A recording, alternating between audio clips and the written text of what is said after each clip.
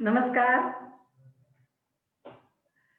महाराष्ट्र माहिती तंत्रज्ञान सहायता केंद्र आणि अवेक फाउंडेशन या दोघांच्या संयुक्त विद्यमाने प्रवास आत्मनिर्भरतेचा आणि महिला उद्योजकांच्या प्रेरणेचा ही 50 दिवस चालणारी फेसबुक ऑनलाईन सिरीज आपण हातात घेतलेली आहे आणि त्याचा आजचा 47वा दिवस.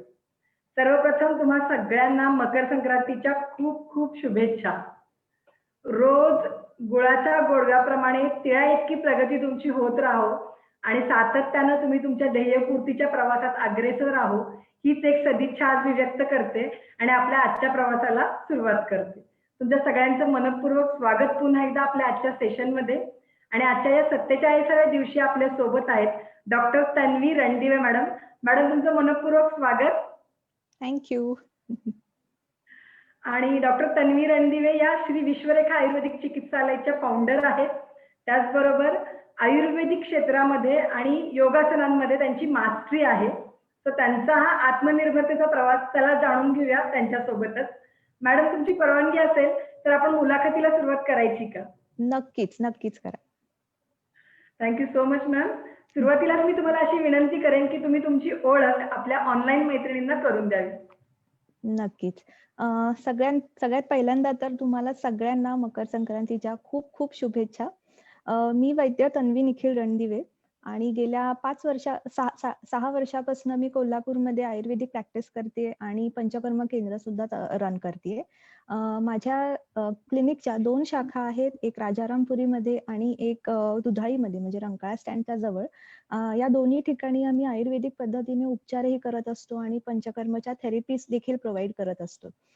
यासोबतच आयुर्वेदामध्ये माझं जेव्हा ग्रॅज्युएशन झालं, तर त्यानंतर माझं जे पोस्ट ग्रॅज्युएशन आहे हे आयुर्वेदिक औषधीकरणामध्ये झालं.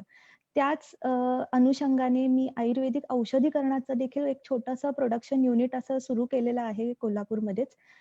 इथनं आमच्या क्लिनिकला लागणारी सगळी औषधं म्हणजे बहुतांश औषधं जी आहेत ही आम्ही स्वतःच तयार करत असतो आमच्या प्रोडक्शन युनिटमध्ये. त्याचबरोबर भारतभरामध्ये सुद्धा आम्ही बऱ्याचशा आयुर्वेदिक प्रॅक्टिशनर्सना ही औषधं सगळी प्रोव्हाइड करत असतो. त्यांना देखील ही औषधं आम्ही पुरवत असतो. मी गव्हर्नमेंट ऑफ इंडिया आणि आयुष मंत्रालय रेकॉग्नाइज्ड लेव्हल 2 ची योगा वेलनेस इन्स्ट्रक्टर देखील आहे. आणि त्याच्यासाठीच आम्ही आमच्याच एरियामध्ये एक छोटंसं योगशाळा म्हणजे एक योगानुशासन नावाचा एक छोटासा योगशाळा आम्ही सुरू केलेला आहे. गेल्या 2 वर्षांपासून मी आयुर्वेदा इन्स्पायर्ड असे जे कॉस्मेटिक्स आहेत त्यांचं जे प्रोडक्शन आहे ते देखील सुरू केलेलं आहे आणि या ठिकाणी मी वेगळे क्रीम्स, लोशन्स आणि वेगळ्या पद्धतीने वेगळ्या प्रकारचे आयुर्वेदाचा बेस ठेवून कॉस्मेटिक प्रॉडक्ट्स जे आहेत ते देखील बनवायला आता सुरुवात केलेली आहे. वा, म्हणजे अतिशय 3 ते 4 स्तरांवर वेगळ्या स्तरांवरती तुमचं काम चालतंय असं म्हणायला हरकत नाही. आणि मला वाटतं प्रत्येक उद्योजकाचं हेच वैशिष्ट्य असतं की एकामध्ये मी मास्टरी मिळवली तर मी अजून पुढे काय चांगलं करू शकेन, त्याच माझ्या आधीच्या उद्योगाला धरून. तसं डॉक्टरी पेशा हा उद्योगांमध्ये येत नाही, पण सायमल्टेनियसली प्रोडक्शन आणि योग याविषयी तुम्ही जे काम करताय ते निश्चितपणे स्तुत्य आहे मॅडम. आणि आरोग्य, आता कोरोनानं तर आरोग्याचं महत्व आपल्याला सगळ्यांना पटवून दिलेलंच आहे. तर त्यामधलंच तुमचं काम आणि तुमचं कार्य आपण जाणून घेणारच आहोत. तसं बघायला गेलं तर भारतीयांच्यासाठी म्हणजे भारतीय परंपरेला आयुर्वेदाचा एक अतिशय अभिमानास्पद इतिहास आहे. आणि आयुर्वेद आणि भारत मला वाटतं हे कुणीही वेगळं नाही करू शकणार, कारण ते एक जबरदस्त कॉम्बिनेशन आहे. आणि पुन्हा म्हणजे या मागच्या वर्षांनी पुन्हा आपल्याला आयुर्वेदाची महती जाणून दिलेली आहे. तर या आयुर्वेद या क्षेत्राकडे तुम्ही कसं काय वळलात? कसं आहे आयुर्वेदामध्ये जी गुरु शिष्य परंपरा आहे तिला खूप महत्व दिलं गेलेलं आहे. जसं आपण कुठल्याही कला क्षेत्रामध्ये जरी बघितलं की नृत्य कला असेल किंवा गायन शास्त्र असेल तर त्यामध्ये जर आपण गुरूंकडे जाऊन जर ती कला शिकली तर त्या कलेमध्ये आपली अगदी मास्टरी होते आणि आपण अगदी त्यामध्ये निपुण होतो. त्यातला सखोल अभ्यास आपला केला जातो.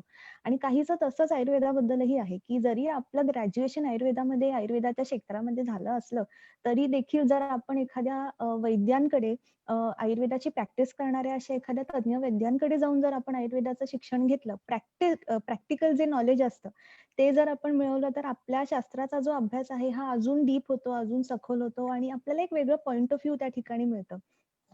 माझ्या आयुष्याचं जे खरंच टर्निंग पॉइंट होतं, म्हणजे मी ज्या कारणाने आयुर्वेदाकडे वळले ते खरोखर हेच आहे, की मला म्हणजे मी स्वतःला फार या बाबतीत लकी समजते, की मला अगदी भारतातले जे खूप नामांकित आणि खूप चांगले असे वैद्य मंडळी आहेत, ते मला गुरु म्हणून म्हणून लाभलेत. मी वेगळ्या-वेगळ्या गुरूंकडे जाऊन प्रशिक्षण घेतलेलं आहे आणि प्रत्येक गुरुकडनं मला खूप मोठा असा आयुर्वेदाचा वारसा हा मिळाला असं मला वाटतं. एक खूप वेगळं आउटलुक या ठिकाणी आपल्याला आयुर्वेदाबद्दल मिळतं. म्हणजे अ, असं भरपूरदा झालंय, की मी या वैद्यांकडे जेव्हा शिक्षण घेत होते, तर त्यावेळेला मी असे कित्येक पेशंट बघितलेत, की जे वेगळे-वेगळे पॅथीजचे म्हणजे असे रुग्ण बघितले, की जे वेगळ्या-वेगळ्या पॅथीजच्या, वेगळ्या-वेगळ्या सुपर स्पेशालिस्टकडनं ट्रीटमेंट घेऊन आलेत. अगदी मोठे-मोठे फाइल्सचे गठ्ठे ते घेऊन यायचे आणि आयुर्वेदाकडे अगदी शेवटचा होप म्हणून ते बघून आपल्याकडे यायचे. आणि अशा पेशंट्समध्ये जेव्हा आपण अगदी काही छोट्या म्हणजे अगदी थोडक्याच थोड्या दिवसांमध्ये, अगदी छोट्या कालावधीमध्ये जेव्हा आपण खूप मोठा रिझल्ट असा दिसतो, आपल्याला पाहायला मिळतो, हे म्हणजे आपण अगदी स्वतः अनुभव केल्यासारख्या गोष्टी आहेत आणि हे जेव्हा मी बघितलं त्यावेळेला माझ्या शास्त्रावरचा जो विश्वास आहे, हा आणखीन जास्त दृढ झाला आणि मला असं वाटते कुठेतरी त्यावेळेलाच मी असं ठरवलं, की पुढे जाऊन जर मी प्रॅक्टिस करेन, तर मात्र मी आयुर्वेदिक प्रॅक्टिसच करेन. कारण मुळात असं आहे, की आमचा जो आयुर्वेदाचा सिलेबस असायचा, म्हणजे अजूनही जो आहे त्यामध्ये आयुर्वेदिक पोर्शन पण असतो आणि जो एम-बी-बी-एसच्या विद्यार्थ्यांना जो ॲलोपॅथीचा पोर्शन असतो, तर तोही आमच्या अभ्यासक्रमामध्ये त्याचाही समावेश असतो. तर ह्या दोन्हीही गोष्टी असताना आपल्याला म्हणजे एक विद्यार्थी म्हणून एक चॉईस दिला गेलेला असतो, की तुम्हाला हवं तर तुम्ही तुमचं जे काही फील्ड आहे, ते तुम्ही स्वतः चूज करू शकता. तुम्हाला आयुर्वेदिक प्रॅक्टिस करायची असेल, त्यामध्ये जास्त इंटरेस्ट असेल, तर तुम्ही तेही करू शकता. तुम्हाला जर ॲलोपॅथीमध्ये इंटरेस्ट असेल, तर तुम्ही जनरल प्रॅक्टिस सुद्धा करू शकता. तर कुठेतरी मला वाटते ह्या वैद्यांकडनं मी इतके इन्स्पायर झाले, की मी खरंच माझ्या मनामध्ये ठरवलं, की प्रॅक्टिस करायची तर आयुर्वेदाची करायची आणि त्यामध्येच आपलं करियर करायचं आणि अशा पद्धतीनेच मी आयुर्वेदाकडे वळले. नक्कीच. म्हणजे तुम्ही हा जो 6 वर्षाचा प्रवास सांगताय तो तुमच्या प्रॅक्टिसचा आहे. पण त्या 6 वर्षाच्या आधी बरेच तुम्ही अगोदरचा. आयुर्वेदामध्ये येस. बरचसं नक्कीच, ज्ञान नक्कीच. तुम्ही मिळवलेलं आहे आणि जेवढं जसं तुम्ही म्हणता, की जेवढ्या गुरूंच्याकडे आपण जातो, पण प्रत्येक व्यक्ती वेगळं ज्ञान आपल्याला देत असते आणि नक्कीच. त्यांच्याकडून ते ग्रहण करून आपण त्याचं पुढं पर्क्युलेट करायचं काम हं, करताय असं म्हणायला हं. काही हरकत नाही. अगदी छान तुम्ही माझं कारणही चांगलं दिलंत आणि उद्देश तेवढा तुमचा काय म्हणतो आपण त्याला शुद्ध किंवा पवित्र असल्यामुळे मला हं. वाटतं तुमचं काम हे अव्याहतपणे आणि निरंतर सुरू आहे आणि ते सुरूच राहील निश्चितपणे मॅडम. थँक आज यू. जसं तुम्ही मगाशी सांगितलं तुमच्या ओळखीमध्ये, की आयुर्वेदाचं तुमचं म्हणजे प्रॅक्टिस आहे. त्याचबरोबर तुम्ही योगासाठी सुद्धा प्रयत्न करताय. म्हणजे आयुर्वेद होय. आणि योगा ह्या हं, दोन्हीचा फायदे सगळ्यांना माहितीच आहेत. पण हं, कृती करण्यामध्ये जरासं मागे-पुढे होतं मला वाटतं प्रत्येक हं, जणाची. तर हं. त्याविषयी तुम्ही काय सांगाल? किंवा आरोग्य आणि योगा, आयुर्वेद आणि योगाचा योग्य समन्वय कशा पद्धतीने साधता येईल आणि त्याचा फायदा आपल्याला कसा करून घेता येईल? बरं. हा खरं तर खूपच सुंदर प्रश्न आहे आणि ह्या प्रश्नावरती माझं एक मी म्हणजे यावरती मी एवढं बोलू शकते किंवा मी एवढं याच्यावरती इन्फॉर्मेशन देऊ शकते, की त्यावरती एक पुस्तकही प्रकाशित करता येईल. इतका हा वाह! मोठा विषय आहे. थोडक्यात सांगायचं म्हणजे कसं आहे, आयुर्वेदामध्ये एखाद्या निरोगी व्यक्तीने त्याचं आरोग्य टिकवणं आणि एखाद्या रुग्णाने रोगमुक्त होणं या 2 गोष्टींबद्दलचं मार्गदर्शन केलं आहे. या 2 गोष्टींसाठीची सगळी माहिती अगदी डिटेलमध्ये सखोल अशी माहिती या आयुर्वेदामध्ये दिलेली आहे. योगशास्त्र जे आहे ते या दोन्ही ठिकाणी आपल्याला कामाला येऊ शकतं आणि या दोन्ही ठिकाणी त्याचा खूप चांगला आपल्याला फायदा करून घेता येऊ शकतो. एखाद्या निरोगी व्यक्तीने आरोग्य टिकवणे ह्यासाठी योगशास्त्र जे आहे ते म्हणजे खूप मदत करू शकतं. अगदी एक साधी गोष्ट आहे, की तुम्ही बेसिक म्हणजे तुमची काठी कशी पण असो, म्हणजे तुम्ही जराशे थोडेसे जाडसर असाल किंवा अगदी पातळ असाल, तरीसुद्धा कुठल्याही व्यक्तीने कशीही शरीरकाठी असली तरीसुद्धा त्याला योगशास्त्राचा नक्कीच अभ्यास करता येऊ शकतो. असे काही मिसकन्सेप्ट्स असतात, की अरे जर मी जराशी जाडसर असेन, तर मला योगशास्त्र जमणार नाही, मला योगासनं जमणार नाही. तर असं खरंच काही नसतं. तुम्ही कसेही तुमचं शरीर कसंही असलं तरी त्या शरीराला निरोगी ठेवण्यासाठी प्रत्येकाने योगाचा अभ्यास केला पाहिजे आणि हा करावा असं आयुर्वेदामध्ये देखील सांगितलेलं आहे. अ, अगदी बेसिक म्हणजे तुम्ही सूर्यनमस्कार जरी घालायला सुरुवात केली नित्य करण्यासारखी अशी काही योगासनं आहेत, जी आयुर्वेदामध्ये पण सांगितलेली आहेत. योगशास्त्रामध्ये पण ती सांगितलेली आहेत. वेगळे-वेगळे सध्या योग गुरु आहेत, जे पूर्वी पण होऊन गेलेत आणि जे आत्ता पण आहेत. आत्ता जे प्रचलित असणारे पण असे भरपूर योग गुरु आहेत, की ज्यांच्याकडनं आपल्याला भरपूर योगशास्त्राबद्दलचं मार्गदर्शन मिळत असतं. रोजच्या म्हणजे आपलं जे दिनचर्या आहे, आपलं जे एव्हरीडेचं रुटीन आहे, यामध्ये जर आपण योगाचा समावेश केला, तर आपलं जे आरोग्य आहे, हे आपल्याला टिकवता येतं आणि याचं एक खूप चांगलं उदाहरण आहे की नाही, हे आपल्याला गेल्या वर्षी मिळालेलं आहे. म्हणजे जे 2020 हा जो पूर्ण कोरोनाचा जो काळ होता, यामध्ये ज्यांना कोरोना झालेला नाहीये, त्या प्रत्येकाने आयुर्वेदाला किंवा योगशास्त्राला आपल्या आयुष्यामध्ये कुठेतरी सामावून घेण्याचा खूप प्रयत्न केलेला आहे आणि त्याचा रिझल्टही त्यांना तितकासा दिसलेला आहे. म्हणजे आपलं आयुष्य हे निरोगी राहावं यासाठी आपण नक्कीच योगाचा उपयोग, योगासनांचा किंवा योगशास्त्राचा, प्राणायामांचा उपयोग हा आपण करून घेऊ शकतो. दुसरी गोष्ट म्हणजे असं की माझ्याकडे जे पेशंट येतात तर बऱ्याचदा जेव्हा आजार म्हणजे एखादा आजार घेऊनच पेशंट येत असतो आणि जेव्हा औषधं घेऊन त्या आजारातनं जेव्हा त्यांची मुक्ती होते त्यावेळेला ते मला असा प्रश्न विचारतात, की ही औषधं आपण किती दिवस घ्यायची? आणि औषधं बंद केली की माझा आजार परत होईल का? म्हणजे माझा आजार पुन्हा परत येईल का? तर ह्यासाठीचं पण एक अगदी सोपं उत्तर असते, की तुम्हाला जर तुमचं आरोग्य मेंटेन करायचं असेल, म्हणजे आता तुम्ही रोगमुक्त झालात आणि आता तुम्हाला ते जे निरोगी ती जी अवस्था आहे, ती जर तुम्हाला मेंटेन करायची असेल, तर त्यासाठी देखील तुम्हाला एक चांगलं लाईफस्टाईल, एक चांगलं डाएट आणि योगाभ्यास हे तुमच्या लाईफमध्ये हे तुम्हाला घेऊनच राहायचंय. म्हणजे हे घेऊनच तुम्हाला पुढे तुमची वाटचाल कंटिन्यू करायची आहे. तसं केलं तर तुम्हाला वारंवार आजार कुठले होणार नाही. अ, बरेचसे असे काही क्रॉनिक डिसीजेस असतात. स्पेशली महिला वर्गांमध्ये मी तुम्हाला विशेष करून सांगेन, की आता सध्याची जी नवीन पिढी आहे, अ, या सगळ्या मुलींमध्ये खूप मोठ्या प्रमाणात पी आपल्याला एक एक आजार आहे, जो आपल्याला वारंवार आपण ऐकत असतो. पॉलिसिस्टिक ओव्हेरियन डिसीज असं त्याचं नाव आहे. यामध्ये अनियमित मासिक पाळी येणं किंवा संबंध शरीरावरती किंवा विशेषतः चेहऱ्यावरती केसांची वाढ जास्ती होणं म्हणजे जी चेहऱ्यावरची लव असते ती वाढणं. वेट आपलं जे आहे त्या मुलींचं जे वेट आहे ते खूप फ्लक्च्युएट होणं, अगदीच त्या मुली बारीक होणं किंवा मग त्यांचं वजन खूप जास्ती मोठ्या प्रमाणात वाढणं. मूड स्विंग्स होणं. तर ह्या ज्या सगळ्या गोष्टी आहेत, हे जे हार्मोनल इम्बॅलन्सेस शरीरातले आहेत, यांना जर आपल्याला कंट्रोलमध्ये ठेवायचं असेल, म्हणजे कसं आहे औषधं घेऊन आपण हा आजार बरा केला, तरी हा परत होणार नाही ह्याची खात्री आपल्याला कोणीच देत नाही. कारण शेवटी कसं आहे हे सगळं आपल्या डायट आणि आपल्या लाईफस्टाईलवरती पण डिपेंड करतं. तर जेव्हा अशी परिस्थिती असते, तेव्हा अशा मुलींना मी विशेषतः काही अशी स्पेसिफिक योगासनं आहेत, काही विशिष्ट असे प्राणायाम आहेत, जे मी त्यांना करायला सांगते. औषधं जरी माझ्याकडची मी बंद केली, तरी सुद्धा पुढे चालून तुम्ही ही आसनं किंवा हे जे प्राणायाम आहेत, हे जर तुमच्या लाईफमध्ये कंटिन्यू ठेवलेत, तर तुम्हाला पी-सी-ओ-डीचा त्रास पुन्हा-पुन्हा हा होणार नाही. असं मी त्यांना एक त्यांचं काउन्सिलिंग वगैरे करते. आणि माझ्याकडे अशा केसेस आहेत, की ज्यांना परत पुन्हा पी-सी-ओ-डी उलटून आलेला नाहीये. त्यांनी नियमितपणे त्यांचं जे डाएट आहे, त्यांचं जे लाईफस्टाईल आहे, हे मॉडिफाय केले. त्यांनी योगाभ्यास केलेला आहे आणि ही गोष्ट अशी आहे, की ही नित्य केली पाहिजे. म्हणजे मी 1 दिवस केलं किंवा मी 1 महिना केला आणि मी सोडून दिलं. असं करून काही उपयोग होत नाही. त्याचा फार फायदा होत नाही. या गोष्टी नित्य आणि नियमाने करणं हे फार गरजेचं आहे. सो योगाभ्यास जो आहे हा जर नित्य केला गेला तर त्याचे जे फायदे आहेत ते अगदी औषधांसारखे होतात. आणि एक वेळ मग अशी येते, की मग आपलं शरीर इतकं स्ट्राँग होतं, की आपल्याला पुढे जाऊन औषधांची गरजही भासत नाही.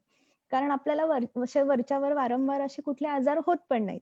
तितकी आपली इम्युनिटी पण बिल्ड होते, तितके आपण स्ट्राँग पण व्हायला लागतो. नक्कीच मॅडम. फार सुंदर तुम्ही सांगितलं, की आयुर्वेद आणि योगाचा समन्वय जर आपण योग्य पद्धतीने साधला, तर आपलं आयुष्य कशा पद्धतीने आरोग्य संपन्न होऊ शकतो. आणि बरोबर. पी हा एक तुम्ही म्हणजे एक हं, एक डिसीज सांगितला. पण हं, बऱ्याचशा डिसीजमध्ये प्रत्येक हं. आजारी असणाऱ्या माणसाला असंच वाटतं, की ज्या वेळेला मी गोळ्या बंद करेन, त्यावेळेला पुन्हा माझा आजार उद्भवणार आहे, ह्याची त्यांना हं, खात्री असते. त्यामुळे पहिला प्रश्न प्रत्येक आजारी असणाऱ्या व्यक्तीचा हाच असतो, की बाबा किती दिवस ह्या गोळ्या घ्यायच्या? कारण आता आपण रुटीनचे पेशंट जे बघतो, डायबिटीज असेल, ब्लड प्रेशर असेल, हे तर आता रुटीनच्या आजार झाल्यासारखे झालेत. म्हणजे प्रत्येक घरात आपल्याला हार्डली 1-2 पेशंट तर त्या डिसीजचे सापडतात आणि त्याचबरोबर कॅन्सर. ह्याचे पण नक्कीच, आपल्याला नक्कीच. म्हणजे वाढलेलं प्रमाण जे बघतोय हं, आपण, त्याच्यावरती हा कुठेतरी हा विचार होणं फार गरजेचं आहे, की नक्कीच. आयुर्वेद आणि योगा ह्याचा जर आपण योग्य समन्वय साधला, तर ह्याचं हं. प्रमाण आपण कमी करू शकतो. आपण स्वतःही अगदीच. आरोग्यदायी जीवन जगू शकतो आणि आपल्या कुटुंबाला एक संरक्षण आपण देऊ शकतो. कारण बरोबर. घरात एक हां. बोला ना या मॅडम. या ठिकाणी मला एक अजून म्हणजे तुम्ही आता म्हणालात म्हणून मला हे सुचलं सांगायचं, की डायबिटीज आणि हायपरटेन्शन म्हणजे उच्च रक्तदाबाचे जे आजार आहेत, हे असे आहेत ना, की म्हणजे लोकांचा असा समज आहे बऱ्यापैकी, की ह्याची औषधं एकदा सुरू झाली, की ती कायमस्वरूपी आपल्याला घ्यावी लागणार. पण येस. खरोखर या आजारांसाठी आयुर्वेदामध्ये इतके सुंदर उपाय आहेत, इतकी चांगली चिकित्सा, इतके चांगले औषधंही सांगितलेले आहेत. अ, जर अर्ली स्टेजमध्ये तुमचं जेव्हा डायबिटीज किंवा हायपरटेन्शन जर एकदम अर्ली स्टेजमध्ये डिटेक्ट झालं असेल आणि अशा व्यक्तीने जर आयुर्वेदिक चिकित्सा घेतली, चांगलं लाईफस्टाईल ठेवलं, चांगलं डाएट ठेवलं आणि सोबत योगाभ्यास केला, प्राणायाम केला, ह्या सगळ्यांची एकत्र जेव्हा एकत्रितकरण जेव्हा आपण करतो, तर त्यावेळेला ह्या आजारांमधनं आपल्याला रिव्हर्स मागे येता येतं. हे आणि आता वाह! असं आहे, की हे आता प्रूव्ह झालेलं आहे. म्हणजे डायबिटीजमधनं पण तुम्हाला मागे परत येता येतं, ही गोष्ट ही आता प्रूव्ह झालेली आहे. त्यामुळे खरंच आयुर्वेद हा इतका सुंदर शास्त्र आहे आणि प्रत्येक म्हणजे कुठलाही असा आजार नाहीये, की ज्याच्यामध्ये आयुर्वेदाची आपल्याला मदत घेता येणार नाही किंवा आपल्याला योगशास्त्राची या ठिकाणी जसं मदत घेता येणार नाही, असा कुठलाही आजार आता राहिलेला नाहीये खरोखर. नक्कीच मॅडम आणि जसं मगाशी मी म्हणत होते, की आपल्या घरात एखादा माणूस आजारी असला, की आपल्याला म्हणजे हं, पूर्ण घराला असा आजारी असल्याचा फील येतो. हं, आणि हं. मला वाटतं ती महत्त्वाची जबाबदारी ही गृहिणीकडे येते. कारण हो. घरची महिला जेवढी स्ट्राँग असेल, तेवढं ते बाकी सगळं घराला बांधून ठेवण्याचं काम तिच्याकडचं असतं. आणि त्याच महिलांसाठी आपण काम करतो. म्हणजे आमची हं, संस्था असेल किंवा आता तुम्ही जे करताय, कारण तुमची प्रोफाईल हं. वाचताना बऱ्यापैकी मला ते लक्षात आलं. विशेषतः महिला वर्गासाठी तुम्ही फार चांगलं काम केलेलं आहे. हं. त्याच्याविषयी तर तुम्ही माहिती द्याच, पण त्याच्या आधी मला एक म्हणजे हा गैरसमज आहे का समज आहे हा तुम्ही मला सांगायचा आहे आणि गैरसमज असेल तर तो खोडून काढायचा. कारण बऱ्याचदा सहज म्हटलं जातं, की आयुर्वेदाचं जर वेळेला आपण औषध घेतो, त्यावेळेला वेटिंग पिरियड हा फार जास्त असतो. कारण हो. आयुर्वेदाचे रिझल्ट्स यायला फार वेळ लागतो. तर याविषयीचं जरा तुमचं मत सांगितलंत आणि आपल्या मैत्रिणींना पण त्याच्याविषयी जरासं जागरूक केलंत तर मला वाटतं बरं होईल. मला खूप आनंद होतोय, की तुम्ही मला हा प्रश्न विचारलात. कारण खरोखर ह्याचं एक व्हॅलिड असं उत्तर मिळण्याची फार गरज होती. अ, आयुर्वेदातल्या ट्रीटमेंट्सना किंवा औषधांना उशिरा गुण येतो, हा एक खूप चुकीचा कन्सेप्ट किंवा हा खूप चुकीचा समज आहे, जो लोकांमध्ये आहे. कसं आहे, बऱ्याचदा असं बघितलं जातं, की आयुर्वेदाला म्हणजे पूर्वी असं व्हायचं, की आयुर्वेदाला कुठलेच म्हणजे आपल्याला आपण जर आजारी पडलो, तर आपण पहिलं प्रेफरन्स हे आयुर्वेदाला द्यायचो नाही. आपण पहिल्यांदा इतर पॅथीजना जायचो, तिथल्या ट्रीटमेंट्स घ्यायचो.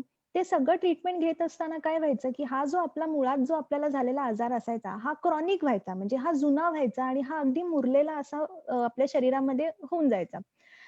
त्यानंतर अगदी शेवटचं ऑप्शन जेव्हा आपण आयुर्वेदाला ठेवून आयुर्वेदाकडे वळतो, तोपर्यंत हा आजार अतिशय आपल्या शरीरामध्ये मुरलेला असतोय, क्रॉनिक झालेला असतोय. म्हणून त्यातनं जर बाहेर पडायचं असेल, तर त्याला कदाचित थोडा वेळ लागू शकतो आजारानुरूप. पण जर तुम्ही सुरुवातीलाच आयुर्वेदाला प्रेफरन्स दिला, पहिल्या स्टेजमध्ये, दुसऱ्या स्टेजमध्ये असताना जर तुम्ही आयुर्वेदाकडे वळलात, इथली औषधं घेतलीत, तर अगदी म्हणजे एका डोसमध्ये तुम्हाला फरक पडेल, अशी सुद्धा औषधं आपल्याकडे आहेत.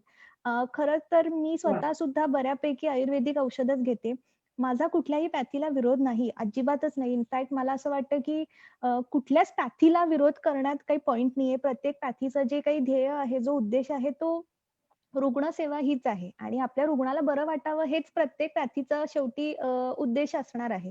त्यामुळे मला सांगण्याचं मला सांगणं हे आहे, की मी स्वतः सुद्धा हे अनुभवलंय, की एका सिंगल डोसमध्ये आपल्याला आपल्या शरीरामध्ये किती पटकन रिझल्ट आपल्याला आयुर्वेदिक औषधांनी मिळू शकतो, हे मी स्वतः अनुभवलंय.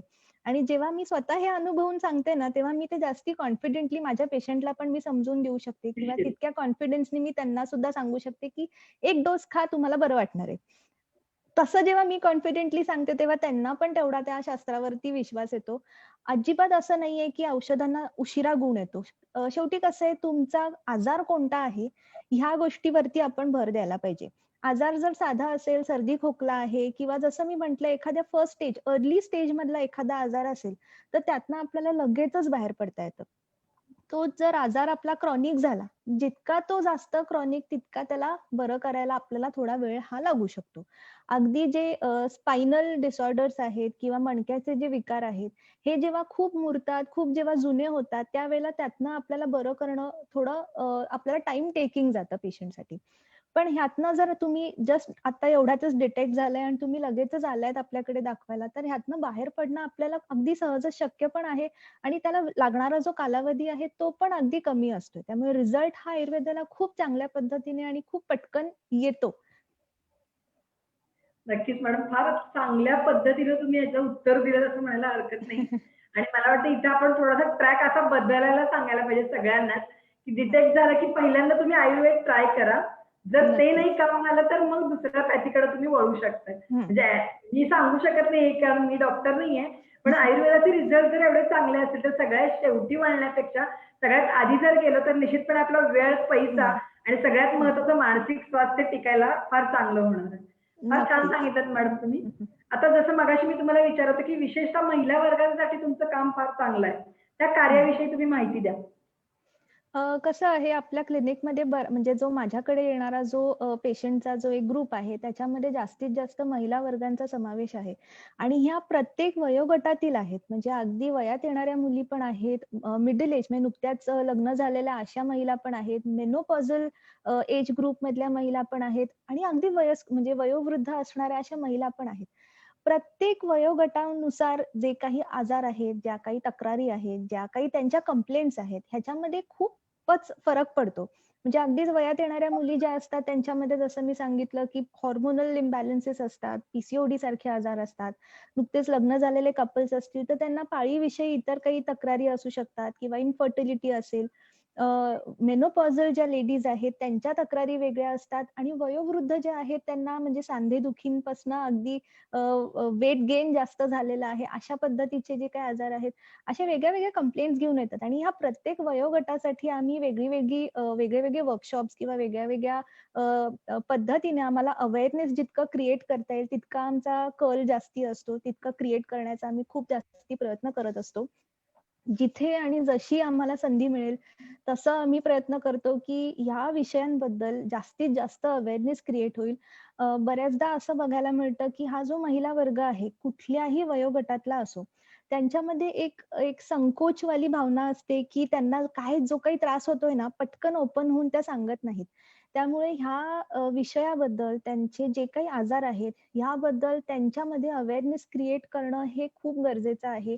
आणि त्यांना जे काही आजार म्हणजे बऱ्याचदा अशा महिला पण मी बघितल्या आहेत, की ज्यांना माहीतच नाहीये, की त्यांना जे काही होतंय हे एबनॉर्मल आहे.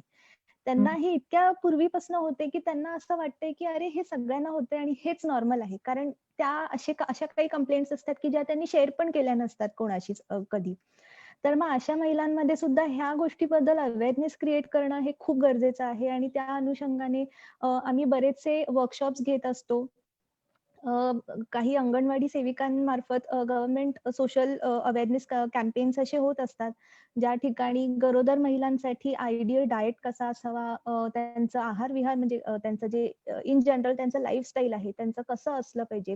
पूर्ण 9 महिन्यांमध्ये त्यांचं वागणूक, पूर्ण त्यांची जी काही जीवनशैली आहे, त्या 9 महिन्यांसाठी त्यांच्यासाठी म्हणजे त्याला आयुर्वेदामध्ये खूप चांगला शब्द आहे, तो म्हणजे गर्भसंस्कार.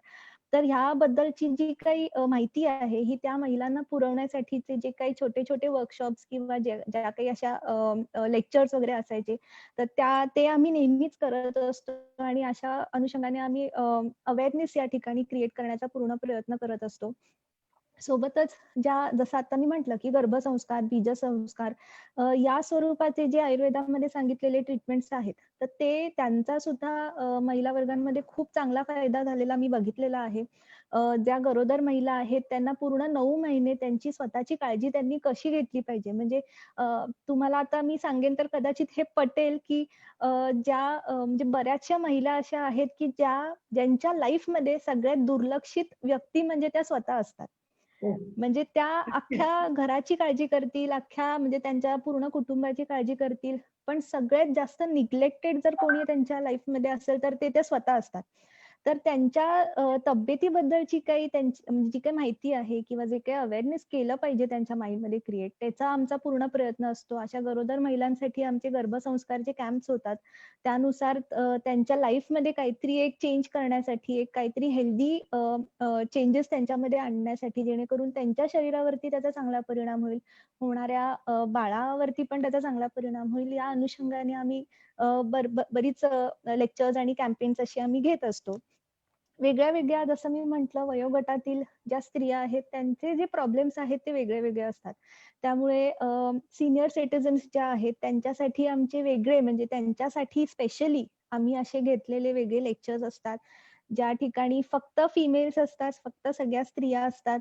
अगदी मनमोकळेपणाने त्या मला प्रश्न विचारत असतात. मी त्यांना उत्तरं देत असते. मेनोपॉजल ज्या वयोगटातील स्त्रिया आहेत त्यांच्यासाठी आमचे वेगळे कॅम्पेन्सही होत असतात. सो इन जनरल आम्हाला जसा आहे आणि जिथे आम्हाला संधी मिळेल तिथे आम्ही प्रयत्न तरी करत असतो, की आम्ही जास्तीत जास्त महिला वर्गापर्यंत पोहोचू शकू आणि त्यांच्या आरोग्याच्या दृष्टीने त्यांच्यामध्ये चांगल्या पद्धतीचं अवेअरनेस हे आम्ही क्रिएट करू शकू. आणि एक माझे म्हणजे आमचे जे गुरु आहेत वैद्य श्री समीर जमदग्नी सर, तर त्यांनी एकदा असं म्हटलेलं, की घरातली म्हणजे कुटुंबातील जी स्त्री असते ना, ती एखाद्या माळेतील मेरुमणी असतो की नाही, तशी असते. मग त्या मेरुमणीला धरून जर आपण ती माळ उचलली, तर अख्खी माळ आपल्या हातात येते. तसं जर एका स्त्रीला जर त्या कुटुंबातल्या आपण जर तिच्यामध्ये अवेअरनेस क्रिएट केलं, तिच्या आरोग्याबद्दल जर तिच्यामध्ये क्युरिओसिटी निर्माण केली आणि एक चांगली दिशा तिला त्यानुसार अनुषंगाने जर आपण तिला दिली, तर अख्खं म्हणजे जे कुटुंब आहे त्याच्यामध्ये आरोग्याविषयीचं चांगलं एक अवेअरनेस क्रिएट होऊ शकतं. नक्कीच मॅडम. फार चांगलं सांगितलंत तुम्ही आणि मेरुमणी संबोधलं त्याबद्दल खरंच म्हणजे आपलाच आपल्याला अभिमान वाटला पाहिजे. कारण बरोबर आहे, जी गोष्ट आपण इतरांसाठी म्हणजे आपल्या कुटुंबियांसाठी जेवढ्या प्रायोरिटीने करतो, ते आपल्यासाठी करताना कायमच आपण आपल्याला मागे ठेवतो. तसा विचार न करता मला वाटतं संक्रांतीचा हाच विचार आपण महिलांना देऊया, की तुम्ही स्वतःला मेरुमणी समजा. स्वतःचा विचार करा म्हणजे इतरांच्या आरोग्याचा विचारही तुम्हाला तेवढ्या काळजीपूर्वक करता येईल. फार छान सांगितलंत मॅडम. तुमच्या या आजवरच्या कामाचा अनुभव कसा होता? म्हणजे काय फीलिंग येते तुम्हाला आता सध्या? अ, हा म्हणजे असा अगदी सांगायला गेलं तर गमतीचा विषय पण होऊ शकतो. अनुभव ह्याचा मला खरंच खूप सुंदर आहे. खूप सारे म्हणजे मी आणि माझ्या म्हणजे हसबँडने पण, निखिलने सुद्धा, आम्ही दोघांनी खूप ह्याच्यामध्ये सेटबॅक्स बघितलेले आहेत. अपयश आम्ही खरोखर खूप बघितले. ह्या विषयावरती पण मी एक वेगळं पुस्तक प्रकाशित करू शकते. एवढे आमचे काय म्हणतात अपयश आम्ही एवढे बघितलेले आहेत. पण कुठेतरी मला वाटते, की एक सकारात्मकता असणं हे फार गरजेचं आहे. एक पॉझिटिव्हिटी असणं आणि कितीही काहीही झालं तरी सुद्धा ह्यातनं आपण मार्ग काढू शकतो आणि ह्यातनं आपण काहीतरी सोल्युशन काढू शकतो. असा एक मनात विचार ठेवणं हे मला असं वाटतं, की खूप गरजेचं आहे आणि फॉर्च्युनेटली आम्हाला देवाने ती सद्बुद्धी दिली. आमच्या गुरूंच्या कृपेने आम्हाला ती सद्बुद्धी झाली, की आम्ही ती जी पॉझिटिव्हिटी आहे ती कायम ठेवली. प्रत्येक अपयशातनं, प्रत्येक फेल्युअरमधनं आम्हाला खरंच खूप शिकायला मिळालंय. प्रत्येक फेल्युअरमुळेच आम्ही आजवर आम्ही जे काही मिळवलंय, जे काही कमवलंय, ज्या कुठल्या पोझिशनवरती आज आहोत, त्याचं सगळं जे श्रेय आहे ते त्या सगळ्या फेल्युअर्सना जातं. कारण जितकं अपयश आपल्याला शिकवतं ना, तितकं काही इतर शिकवत नाही. आणि एक गमतीचा म्हणजे भाग मी तुम्हाला सांगते असा, की क्लिनिक सुरू केल्यानंतरचे जे पहिले 2 वर्ष होते, ते म्हणजे असे होते, की क्लिनिकमध्ये आम्ही दोघं केबिनमध्ये बसलो असायचो आणि आमच्याकडे पेशंट येऊन आम्हालाच विचारायचे, की "डॉक्टर कुठे आहेत? किंवा डॉक्टर कधी येणार आहेत?" म्हणजे असं आहे, की लोकांना असं वाटायचं, की आपण आयुर्वेदिक दवाखान्यात दाखवायला आलोय म्हणजे आपल्याला तपासणारे वैद्य हे अगदी केस पिकलेले आणि वयस्कर असे वयोवृद्ध कोणीतरी आहेत. अशी यंग मुलं इकडे आपल्याला आयुर्वेदाच्या पॅरामीटर्सने आपल्याला तपासतील आणि आपल्याला औषधं देतील, ह्यावर त्यांचा विश्वास नाही बसायचा. हे पहिले 2 वर्ष आमचं ॲक्चुअली लोकांमध्ये अवेअरनेस क्रिएट करण्यामध्येच गेलं. त्यांना काउन्सिल करण्यामध्ये गेलं आणि आयुर्वेद म्हणजे काय इथपासनं आम्हाला सुरुवात करावी लागली. म्हणजे जरासं आमच्या भागामध्ये आपल्या इथल्या भागामध्ये थोडं आयुर्वेदाविषयीचं जे काही अवेअरनेस होतं, जी काही लोकांपर्यंत माहिती पोहोचलेली होती आजवर, ती जराशी कमी होती आणि त्यामुळे त्यांना मला आयुर्वेद कसं काम करतं, आयुर्वेदामध्ये नेमकं काय आहे, त्याच्यामधनं आपल्याला कसा फायदा मिळू शकतो, फार आम्हाला सखोल जाऊन त्यांना याबद्दल काउन्सिल करावं लागलेलं. तिथपासनं मग कसं झालं, की एका पेशंटकडनं एका पेशंटला चांगला रिझल्ट आला आणि तो 4 लोकांमध्ये जाऊन त्याबद्दल चर्चा करायचा. तिथे त्यांच्यामध्ये पण आपापसात त्याबद्दल जास्ती माहिती त्यांच्यामध्ये सर्क्युलेट व्हायची. आमचं त्यामध्ये चांगलं नाव व्हायला लागलं. मग त्या 4 पेशंट्सकडनं आम्हाला अजून 8 पेशंट्स मिळायला लागले. सो एका पेशंटकडनं जे काही माउथ पब्लिसिटी जी होते, त्यातनं आपल्याला जे पुन्हा पेशंट मिळतात, तशी आमची सुरुवात झाली. आणि मग त्यापासनं मग जसं मी म्हटलं, की आम्ही दोघंही खूप पॉझिटिव्ह राहण्याचा खूप प्रयत्न करतो, कितीही, कसंही, काहीही झालं तरी. त्यामुळे प्रत्येक जो काही अनुभव आहे, हा कुठेतरी पुढे जाऊन आपल्याला एक चांगलंच काहीतरी मिळवून देणार आहे. असं मी समजते आणि त्यानुसार माझा जो आत्तापर्यंतचा अनुभव आहे, तो मला असं वाटतंय, की खूपच सुंदर होता आणि आत्तापर्यंतची जर्नी तरी मला एकदम छान वाटते. नक्कीच, नक्कीच मॅडम. हा तुमचा अनुभव आणि तुमचं कार्य मला वाटतं प्रत्येक उद्योजकीला प्रेरणादायी आणि प्रोत्साहनपर असंच आहे. फार सुंदर असं मार्गदर्शन मॅडम तुम्ही करताय. तुम्ही मगाशी ओळखीमध्ये जसं सांगितलं, की तुम्ही हे करताय, प्रोडक्शन करताय प्रॉडक्ट्सचं. त्या हं. प्रॉडक्ट्स विषयी माहिती सांगा. कोणकोणत्या प्रकारचे प्रॉडक्ट्स आहेत आणि त्याचा यूज काय होऊ शकतो किंवा कशा हं. पद्धतीने ते आपल्या रोजच्या रुटीनमध्ये आपण वापरू शकतो? बरं. आता कसं आहे, माझे 2 प्रोडक्शन युनिट्स आहेत. एका ठिकाणी मी माझी जी आयुर्वेदिक औषधं आहेत, माझं जे पोस्ट ग्रॅज्युएशन जे झालेलं आहे, ते आयुर्वेदिक औषधीकरणामध्ये झालेलं आहे. त्यामुळे माझा जो म्हणजे म्हणजे क्लिनिक सुरू केल्यापासून डे 1 पासनं मी औषधं निर्माण ह्यामध्ये मी खूप इंटरेस्ट घेत होते. आणि माझ्या दोन्हीही क्लिनिक्समध्ये लागणारी बहुतांश जी औषधं आहेत, मग त्याच्यामध्ये आयुर्वेदिक वेगळ्या-वेगळ्या गोळ्या असतील, काढे असतील किंवा आसवारिष्ट असतील, म्हणजे द्राक्षासव सारख्या आसव असतील. अ, वेगळी-वेगळी तेलं, तुपं सिद्ध केलेली म्हणजे औषधी सिद्ध तेलं आणि तुपं अशी असतील. ह्या सगळ्या औषधांचा जो काही प्रोडक्शन आहे, हे आम्ही स्वतः करत असतो. ह्याचा एक सगळ्यात मोठा फायदा जो मला अनुभवायला मिळालाय, तो म्हणजे असा, की आपण जे काही रॉ मटेरियल्स वापरतोय, जी काही आपण बेस औषधं वापरतोय, ही सगळी आम्ही स्वतः जाऊन खरेदी करतो. त्याची क्वालिटी जी आहे, ती आम्हाला माहिती आहे, आम्ही खूप चांगली मेंटेन केलेली आहे.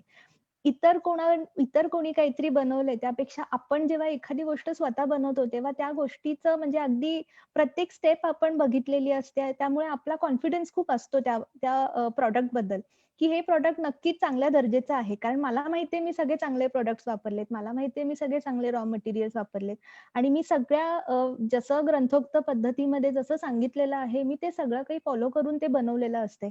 त्यामुळे त्या औषधांना जो गुण येतो, तो मला म्हणजे अगदी माझ्या पेशंटमध्ये एका डोसमध्ये सुद्धा कधी-कधी बघायला मिळतो. अ, ग्रेट.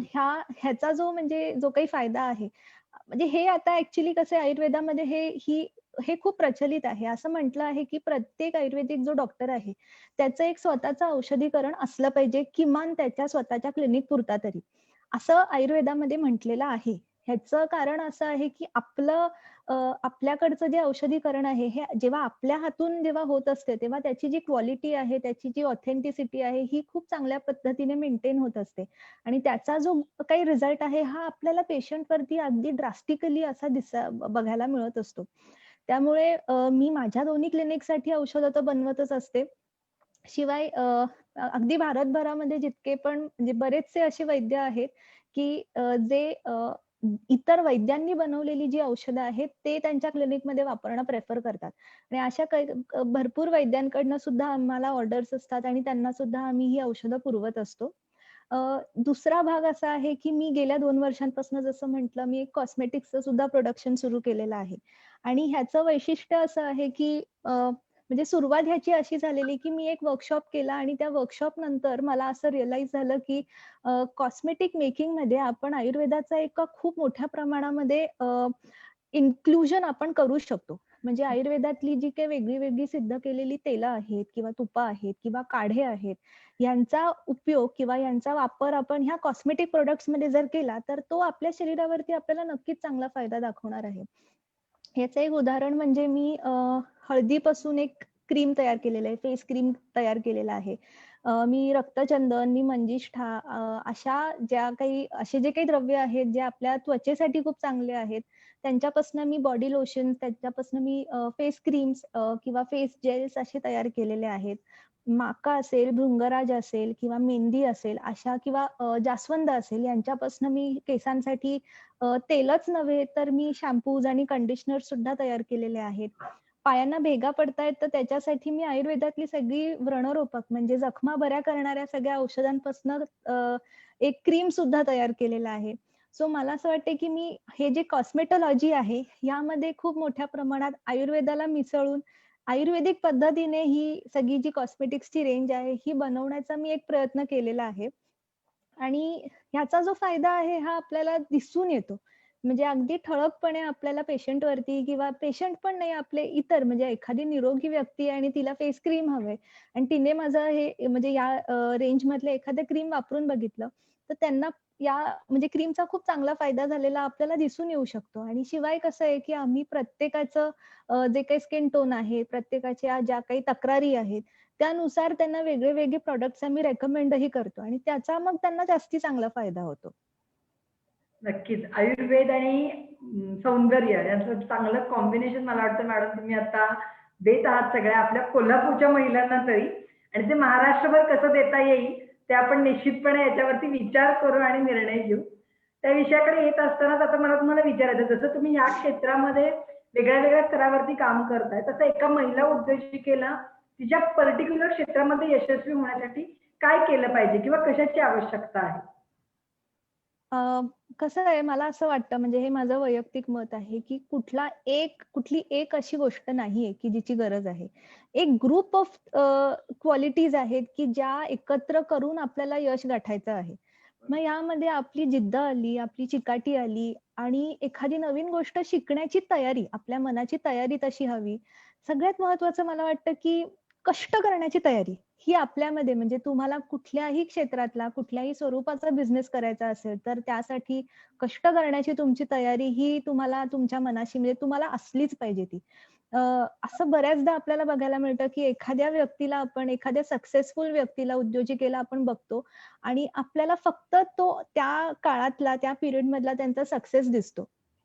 आपल्याला ही गोष्ट दिसत नाही, की तिकडे पोहोचण्यासाठी त्यांनी केवढे कष्ट घेतलेत, त्यांनी किती काम केलेलं आहे, त्यांच्या लाईफमध्ये त्यांनी किती फेल्युअर्स बघितलेत, त्यांनी किती सॅक्रिफाइसेस केलेत. ह्या गोष्टी आपण काही कोणी बघत नाही, यांचा आपण फार विचार करत नाही. त्यामुळे हे विसरून चालणार नाही, की सक्सेस असेल किंवा हे जे काही यश असेल, हे काही एका दिवसात मिळत नाही. हे एका दिवसात कोणाला असं तयार करता येत नाही. तर त्याच्यामागे खरोखर खूप घाम गाळावा लागतो आणि खूप आपल्याला मेहनत घ्यावी लागते. जर तुमची मेहनत घ्यायची तयारी आहे, तर तुम्हाला नक्कीच यश मिळण्याची जी काही पॉसिबिलिटी आहे, ती खूप दाट आहे. खूप चांगला त्याला रिस्पॉन्स तुम्हाला त्या तुमच्या मेहनतीला मिळू शकतो. त्यामुळे ह्या गोष्टी म्हणजे ह्या ग्रुप ऑफ थिंग्स ह्या असल्याच पाहिजे. सोबत एक एक्स्ट्रा एक्स फॅक्टर म्हणजे पॉझिटिव्हिटी, की नक्कीच. प्रत्येक फील्डमध्ये म्हणजे तुम्ही काहीही करत असा, तुम्हाला पॉझिटिव्ह राहणं हे खरोखर मला असं वाटतं, की फार गरजेचं आहे. सेटबॅक्स आणि फेल्युअर्स हे it is a part and parcel of what we do. म्हणजे कुठलाही क्षेत्र असो, कुठलाही फील्ड असो, प्रत्येकाला कधी ना कधीतरी फेल्युअर बघावं लागतं. एखादा नैराश्यजनक असं आपल्याला कुठलातरी सिच्युएशन हा फेस करावाच लागतो. पण ह्यामध्ये आपण किती स्वतःला गुरफटून घेतो हे शेवटी आपल्या हातात आहे. आपण जर थोडं त्यातनं पॉझिटिव्हली बाहेर पडलो, आपण जर प्रॉब्लेम वरती कॉन्सन्ट्रेट न करता त्याच्या सोल्युशन वरती जास्त कॉन्सन्ट्रेट केलं, तर आपल्याला त्यातनं नक्कीच चांगला फायदा होऊ शकतो. आणि म्हणून मला असं वाटतं, की प्रत्येक महिला उद्योजकेने ना स्वतःबद्दल कॉन्फिडंट राहावं आणि खूप पॉझिटिव्ह राहावं. पॉझिटिव्ह राहिलं, की आपली निम्मी जी काही लढाई आहे ती आपण जिंकलेलो असतो. नक्कीच मॅडम, नक्कीच. फार चांगल्या ग्रुप ऑफ क्वालिटीज तुम्ही सांगितल्या. ह्याच्यामध्ये मी तेच ॲड करेन पुन्हा, की कालच्या चुकांमधून आपण काय शिकलो आणि आजचा हं, माझा नवा दिवस आहे म्हणून ज्यावेळेला मी सुरू करते, त्यावेळेला हं. निश्चितपणे त्या दिवसाकडे सकारात्मकतेने बघते आणि त्या म्हणजे संकटाचं संधीमध्ये रूपांतर करून नव्या प्रेरणेने आणि नव्या उत्साहाने त्या दिवसाला सामोरी जाते. फार छान नक्कीच. सांगत आहात मॅडम तुम्ही. महिला उद्योजकीला प्रशिक्षण घेण्याची कितपत आवश्यकता आहे आणि म्हणजे गरजेचं आहे का, असं तुम्हाला वाटतं का? अ, मला असं म्हणजे माझं पर्सनल मत आहे, की गरजेचं आहे. नक्कीच गरजेचं आहे. अ, ह्याला एक म्हणजे एक्सप्लेन करण्यासाठी, एक समजण्यासाठी एक उदाहरण म्हणजे एखादी नाव आहे समुद्रामध्ये.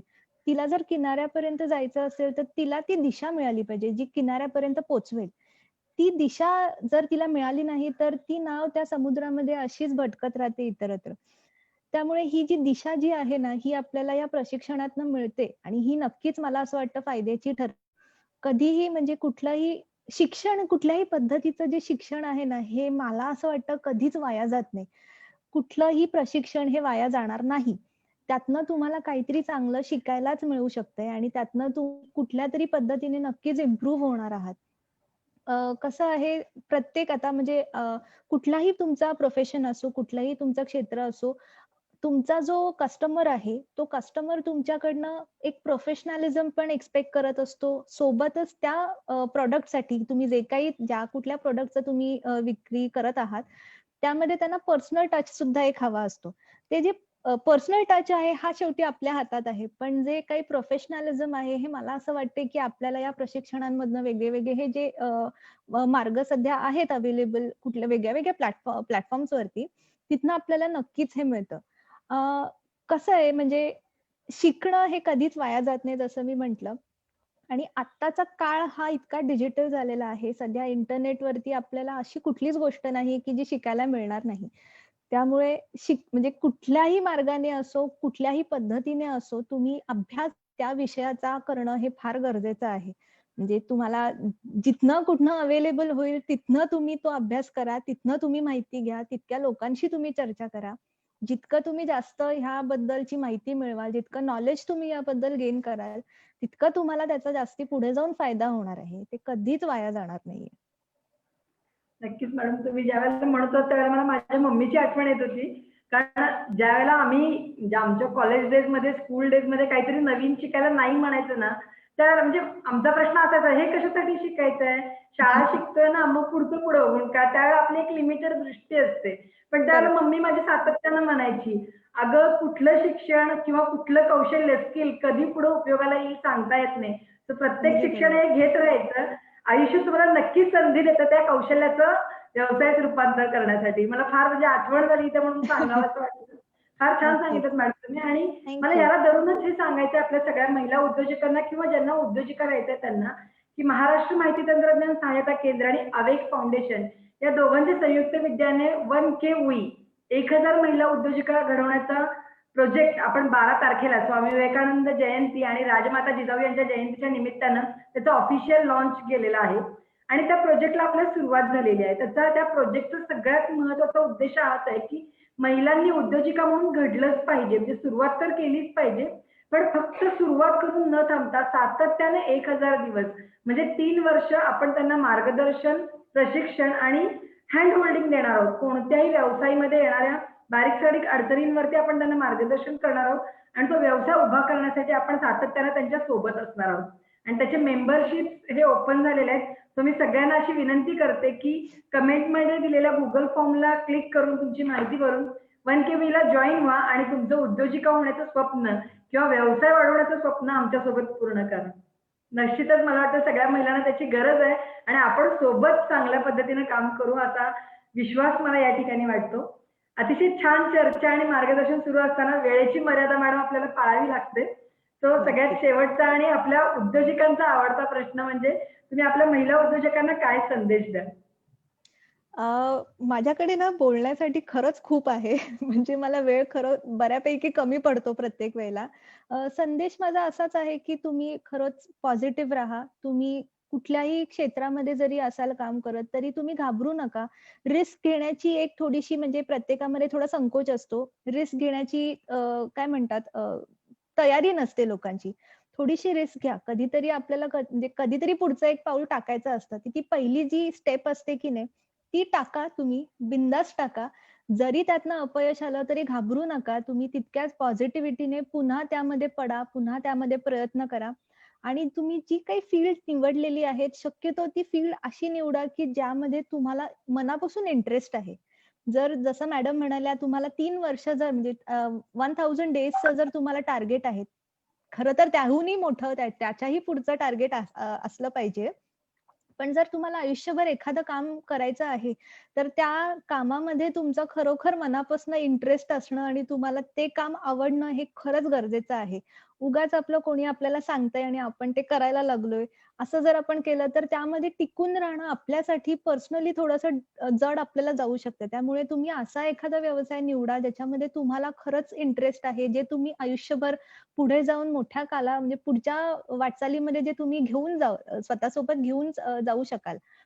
असा एखादा तुम्ही क्षेत्र निवडा आणि खरंच कुठलाही व्यवसाय किंवा कुठलंही क्षेत्र हे लहान राहिलेलं नाही.